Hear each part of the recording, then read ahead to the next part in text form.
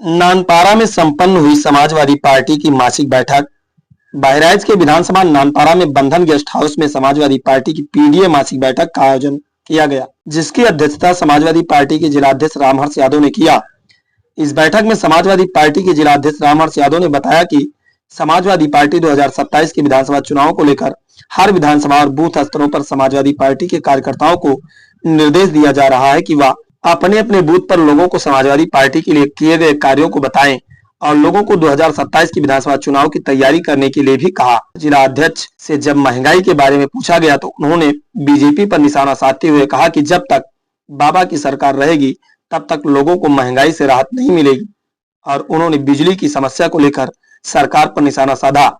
इस अवसर पर समाजवादी पार्टी के पूर्व लोकसभा प्रत्याशी रमेश गौतम, तनवीर आलम खान, विधानसभा अध्यक्ष अयोध्या प्रसाद सोनी, मुन्ना रायनी, कृपाराम यादव, एडवोकेट पूर्व चेयरमैन नसीबुन्निसा, जयशंकर सिंह, रुपईडीहा नगर अध्यक्ष शब्बीर अहमद, सिराज गुरु, अनीस नेता, रईस सभासद, साहिल नेता, सलमान खान, समीम अंसारी, राज बाबू रायनी, हनीफ रायनी, इमरान मेकरानी, सड्डी सभासद और अन्य समाजवादी पार्टी के नेता मौजूद रहे। आज नानपारा में पीडीए पंचायत समाजवादी पार्टी की एक बैठक हुई है। इसमें क्या निर्णय लिया गया है, क्या संकल्प है समाजवादी पार्टी के पदाधिकारियों को? आज समाजवादी पार्टी विधानसभा क्षेत्र नानपारा की मासिक बैठक में हम लोगों ने बूथ कमेटी को मजबूत बनाने का और पीडीए जो हमारा पिछड़ा दलित अल्पसंख्यक को जोड़ करके एक हम संगठन को मजबूत करने की मुहिम समाजवादी पार्टी माननीय राष्ट्रीय अध्यक्ष जी के निर्देश पर चला रही है। उसको मजबूत करने के लिए हमने अपने कार्यकर्ताओं को बैठ करके निर्देश दिए। आज के टाइम में जो महंगाई बढ़ रही है और जो महंगाई से जनता परेशान है, उस पर आपका क्या कहना है? जब जब देश में पूंजीपतियों की सरकार आएगी, महंगाई बढ़ेगी। व्यापारियों की सरकार है, चंद व्यापारी गुजरात के पूरे देश को लूटने का काम कर रहे हैं। जब तक भारतीय जनता पार्टी रहेगी तब तक महंगाई की मार जनता को झेलना पड़ेगा। हमें इस सरकार को मिल करके गरीबों, दलितों, आदिवासियों, पिछड़ों, अल्पसंख्यकों से मिल करके एकजुट होकर के सरकार को जो पूंजीवादी मानसिकता की है इसको विदा करना पड़ेगा। महंगाई से तभी छुट्टी मिलेगी। सबसे बड़ी चीज़ जिला बहराइच में इस वक्त बिजली की संकट है।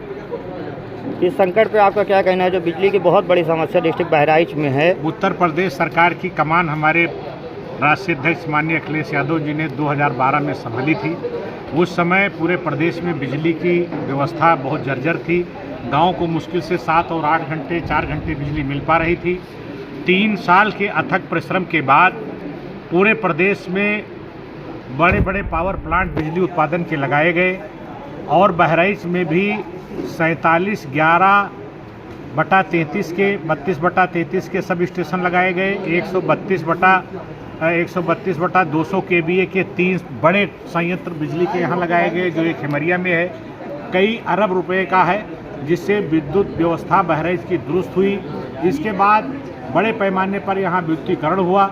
इसमें एक इंसुलेटर लगता है, जो पावर प्लांट होते हैं जो खंभे लगते हैं उसमें इंसुलेटर लगता है। इंसुलेटर गर्मी में गल जाते हैं। 8 साल में जो इंसुलेटर संयंत्रों में सपा की सरकार में लगाए थे वो संयंत्र सब गल गए और आज की स्थिति ये है कि इंसुलेटर भी बाबा जी नहीं बदल पा रहे हैं, इसलिए बिजली की किल्लत हो गई है।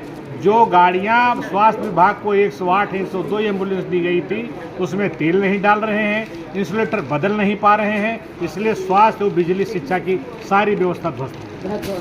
आज के टाइम जो समाजवादी पार्टी के ब्लॉक अध्यक्ष या नगर अध्यक्ष जो आपके युवा नेता हैं, उनसे आपका क्या कहना है? 2027 की तैयारियां जो समाजवादी पार्टी कर रही है उस पर आपका क्या कहना है? हम सब से मिलकर बराबर कह रहे हैं कि पोलिंग लिस्ट और पोलिंग पर अपने मतदाताओं को बचाना है, एकजुट होकर के पीडीए को वोट डालना है, अपने संगठन को मजबूत करिए। भारतीय जनता पार्टी जानबूझ करके समाजवादी पार्टी के समर्थित वोटरों का नाम काटने का अभियान चलाए हुए है।